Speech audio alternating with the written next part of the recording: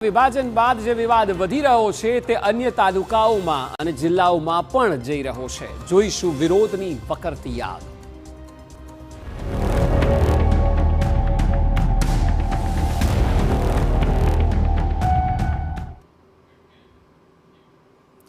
તો બનાસકાંઠાના વિભાજન અને અન્ય જિલ્લાઓની ઘોષણા બાદથી રાજ્યમાં અલગ અલગ જગ્યાએ વાપો જોવા મળી રહ્યો છે। બનાસકાંઠા, આણંદ, અરવલ્લી, વિરમગામ અલગ અલગ જગ્યાએ લોકોમાં આક્રોશ છે, ત્યારે ભારતીય જનતા પાર્ટી અને કોંગ્રેસના નેતાઓએ પણ જંગમાં ઝંપલાવ્યું છે।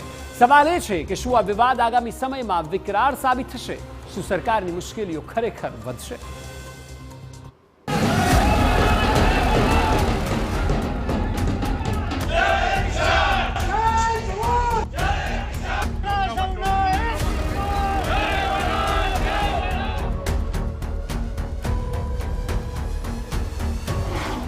બનાસકાંઠા વિભાજન બાદ સંગ્રામ।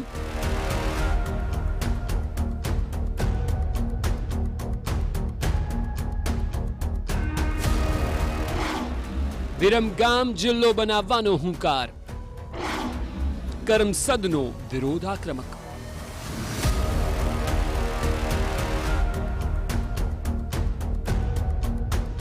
રાજ્યમાં જિલ્લાઓ અને મહાનગરપાલિકાઓના ઉમેરા બાદ ઠેર ઠેર લોકો દ્વારા વિરોધ પ્રદર્શન થઈ રહ્યું છે, જેના ભાગરૂપે અલગ અલગ તાલુકાઓ અને વાવ થરાદમાં સતત વિરોધ પ્રદર્શન જોવા મળી રહ્યું છે। કાંકરેજ બનાસકાંઠામાં યથાવત રાખવાની ઘોષણા નહીં થાય। સતત ચોથા દિવસે પણ વિરોધ યથાવત છે। બનાસકાંઠા જિલ્લાના વિભાજનને લઈને વિરોધ પ્રદર્શન થઈ રહ્યું છે। વિભાજનના વિરોધને લઈને ધાનેરામાં બજારો બંધ રહ્યા હતા। અહીં વેપારીઓએ આક્રમક અંદાજ દાખવતા સજ્જડ બંધ પાડ્યું હતું। ધાનેરામાં લોકોએ રેલી કાઢી હતી અને પોતાની રીતે જિલ્લા વિભાજનનો વિરોધ નોંધાવ્યો હતો। તમામ લોકોની માંગ છે કે ધાનેરાને બનાસકાંઠામાં જ રાખવામાં આવે। આ વિરોધમાં ધાનેરાના એમએલએ માવજી દેસાઈ, ખેડૂત આગેવાનો જોડાયા હતા। તમામ લોકોએ રેલી સ્વરૂપે મામલતદાર કચેરીએ પહોંચીને આવેદનપત્ર આપ્યું હતું। ધાનેરાને જ્યારે થરાદ જિલ્લાની અંદર મૂકવામાં આવ્યો છે ત્યારથી સમગ્ર ધાનેરાના લોકો, સર્વ સમાજના લોકો અને આજે આ હિત રક્ષક સમિતિ બધાએ ભેગા મળી અને આ વાતને વખોડી કાઢી છે અને બધી પ્રજાને પાલનપુરની અંદર રહેવું છે એ માટેની બધાની માંગ છે। એના માટે આજે સમગ્ર ધાનેરા જડબે સલાક બંધ પણ રાખ્યું છે। બધા જ સર્વ સમાજના લોકોને હિત રક્ષક સમિતિ જોડાઈ છે અને આ માટે આવનારા સમયની અંદર બધા લોકો મોટું આંદોલન પણ કરવાના છે।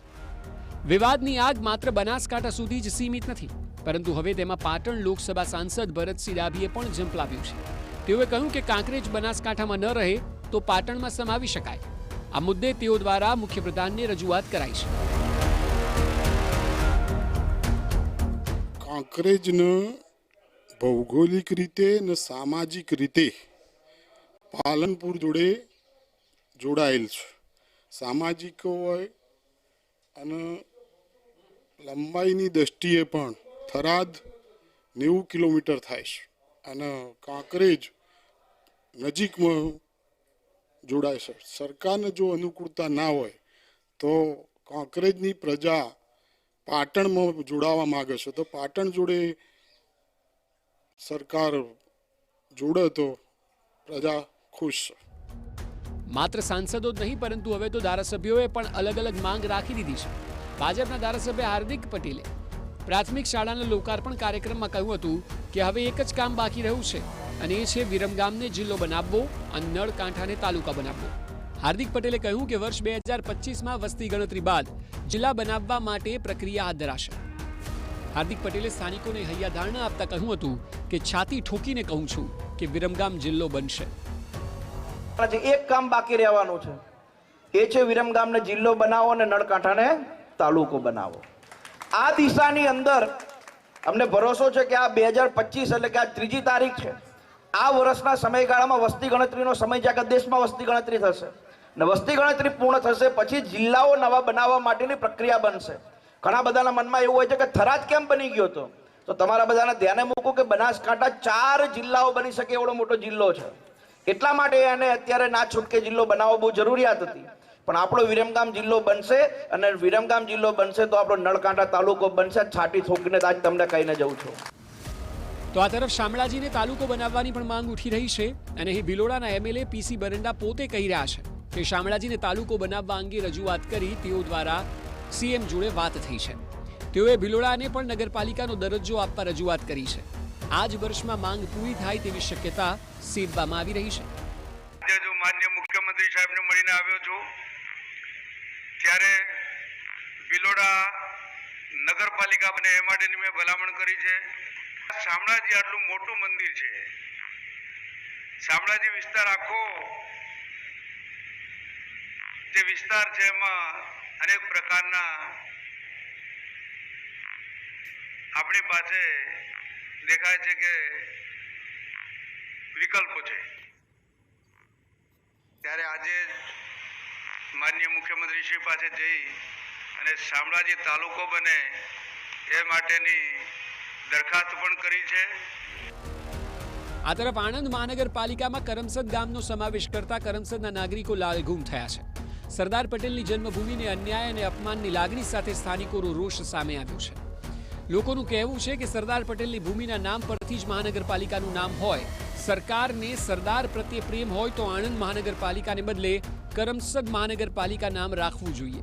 જે તે સમયે કરમસદને વિશેષ ગામનો દરજ્જો આપવાની વાત પણ સરકારે કરી હતી, પરંતુ એ વાયદો પણ હજી અધૂરો છે.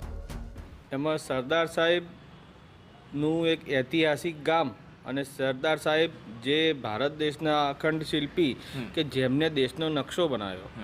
હવે જે માણસ દેશનો નકશો બનાવી શકતો હોય એનું ગામ આજે નકશામાંથી જ ભૂસાઈ ગયું.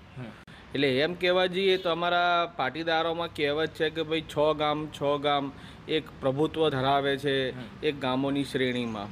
તો હવે એ 6 ગામનું હવે કરમસદ નામનું એક ગામ તો હવે ભૂસાઈ ગયું. તો હવે અમે અમારા સમાજમાં શું કહીશું કે ભાઈ સરદાર પટેલ કયા ગામના? તો અમારે એવું કહેવાનું કે આણંદના છે. હવે ગ્રાન્ટો ને બધું લઈને શું કરવાનું? સરદાર સાહેબના નામે 3000 કરોડનું સ્ટેચ્યુ બનાવ્યું જ છે ને. તે આટલો જ પ્રેમ હોય તો અહીં સરદારનું નામ જે છે તો સરદાર કરમસદ મહાનગરપાલિકા કરી દો. એ ગ્રાન્ટો આવવાની છે સરદારના નામે આવશે, શું ફરક પડે? એમને તો લાવું વિકાસ કરવો છે ને અમે જોડે જ છે, પણ સરદારના નામે કરો ને. સરદારના નામે કેમ નહીં? આ તરફ તમામ જગ્યાએ જ્યારે વિરોધ થઈ રહ્યો છે ત્યારે કેટલાક સવાલો ઉઠવા પણ ખૂબ જ સ્વાભાવિક છે. સવાલ એ છે કે શું વિભાજન બાદ સરકારના પડકાર હવે વધશે? જો વિરોધની આગ વધુ ફેલાય તો શું આગામી સમયે વધુ વિરોધ જોવા મળશે? આ સવાલોના જવાબ ખરેખર સરકારે મેળવવા જ પડશે, કારણ કે ઘોષણા થયાના આટલા દિવસો બાદ હજુ પણ વિરોધ શમ્યો નથી અને વિરોધ વધુ તથા વ્યાપક માત્રામાં ફેલાઈ રહ્યો છે. Bureau report, TV9.